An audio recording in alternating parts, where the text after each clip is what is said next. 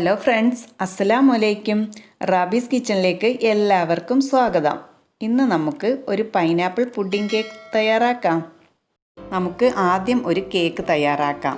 അതിനുവേണ്ടി ഒരു ബൗളിലേക്ക് ഒരു അരിപ്പ വെച്ച് കൊടുത്തിട്ടുണ്ട്. അതിലേക്ക് 1 കപ്പ് മൈദ ചേർത്ത് കൊടുക്കാം.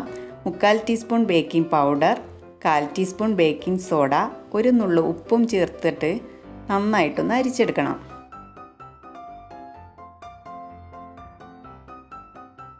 ഇനി ഇതെല്ലാം കൂടി ഒന്ന് മിക്സ് ചെയ്ത് കൊടുക്കാം.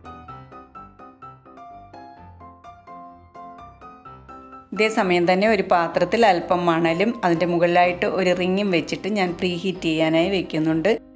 ഇനി കേക്കിനുള്ള ബാറ്റർ തയ്യാറാക്കാം. ഒരു ബൗളിലേക്ക് 1/4 കപ്പ് സൺഫ്ലവർ ഓയിൽ ചേർത്ത് കൊടുത്തിട്ടുണ്ട്. 3/4 കപ്പ് പഞ്ചസാര പൊടിച്ചതും ചേർത്ത് കൊടുത്തിട്ട് നല്ലതുപോലെ ഒന്ന് മിക്സ് ചെയ്തെടുക്കാം.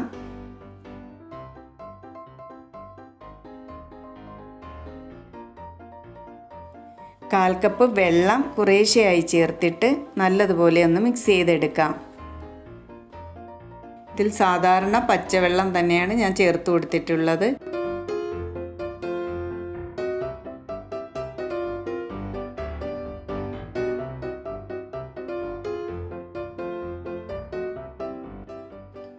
പഞ്ചസാര നന്നായി അലിഞ്ഞു വരുമ്പോഴേക്കും നമുക്കതിലേക്ക് 1/4 കപ്പ് പൈനാപ്പിളിൻ്റെ ജ്യൂസ് കൂടി ചേർത്ത് കൊടുത്തിട്ട് നന്നായിട്ടൊന്ന് മിക്സ് ചെയ്തെടുക്കാം.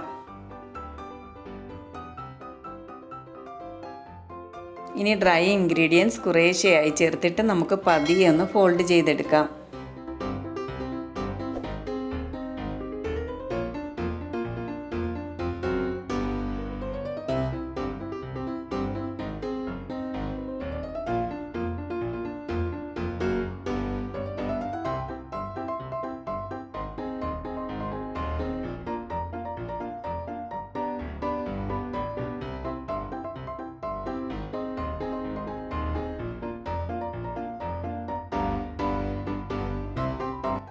ഈ ഒരു കൺസിസ്റ്റൻസിയിലാവുമ്പോഴേക്കും നമുക്ക് ഓയിൽ തടവി ബട്ടർ പേപ്പർ ഇട്ട ഒരു കേക്ക് ടിന്നിലേക്ക് ഒഴിച്ചു കൊടുക്കാം.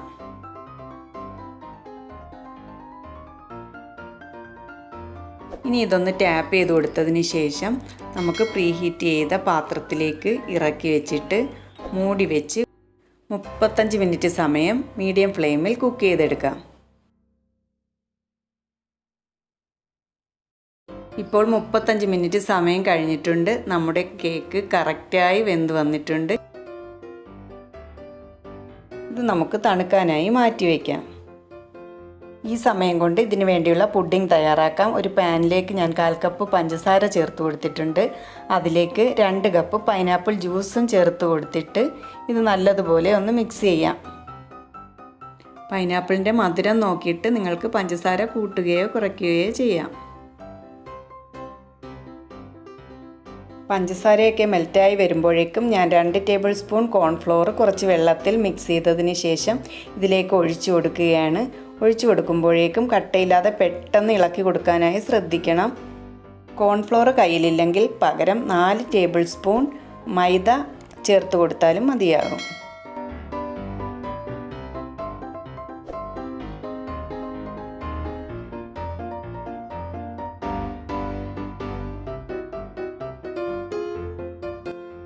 ഈ ഒരു പരുവം ആവുമ്പോഴേക്കും നമുക്ക് ഒരു ഗ്ലേസിങ്ങിന് വേണ്ടി 1 ടീസ്പൂൺ ബട്ടർ കൂടി ചേർത്ത് കൊടുക്കാം. ഇനി നമുക്കിത് ഫ്ലെയിം ഓഫ് ചെയ്ത് മാറ്റി വയ്ക്കാം.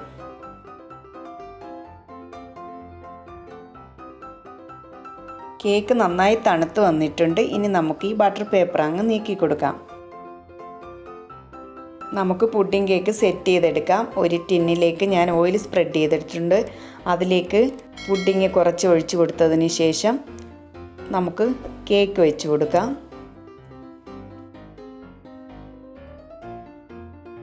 ബാക്കിയുള്ള പുഡിംഗ് കൂടി ഇതിൻ്റെ മുകളിലേക്ക് ഒഴിച്ചതിന് ശേഷം ഫ്രീസറിൽ വെച്ചിട്ട് അരമണിക്കൂർ സെറ്റ് ചെയ്തെടുക്കാം.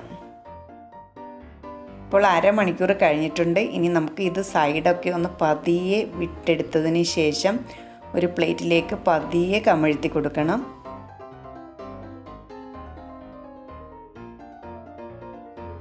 ഇതിന് മുകളിലേക്ക് കുറച്ച് ചെറിയും സ്പ്രിങ്കിൾസും ഒക്കെ വെച്ച് ഞാനൊന്ന് ഡെക്കറേറ്റ് ചെയ്യുന്നുണ്ട്. നിങ്ങൾക്ക് നിങ്ങളുടെ ഇഷ്ടത്തിന് ഡെക്കറേറ്റ് ചെയ്യാവുന്നതാണ്. പാലോ മുട്ടയോ ഒന്നും ചേർക്കാതെ വെറും പൈനാപ്പിൾ ജ്യൂസും പച്ചവെള്ളവും ചേർത്തിട്ടാണ് ഞാൻ ഈ കേക്ക് തയ്യാറാക്കിയിട്ടുള്ളത്. എല്ലാവരും ഒന്ന് ട്രൈ ചെയ്ത് നോക്കണേ. വായിലിട്ടാൽ അലിഞ്ഞു പോവും, അത്രയ്ക്ക് സോഫ്റ്റായിട്ടുള്ള ഒരു പുഡിംഗ് കേക്ക് തന്നെയാണ്. എൻ്റെ വീഡിയോ എല്ലാവർക്കും ഇഷ്ടമായി എന്ന് വിശ്വസിക്കുന്നു. ലൈക്കും ഷെയറും സബ്സ്ക്രൈബും ചെയ്തേക്കണേ. അടുത്തുള്ള ബെല്ലൈക്കൺ മറക്കാതെ പ്രസ് ചെയ്തേക്കണേ.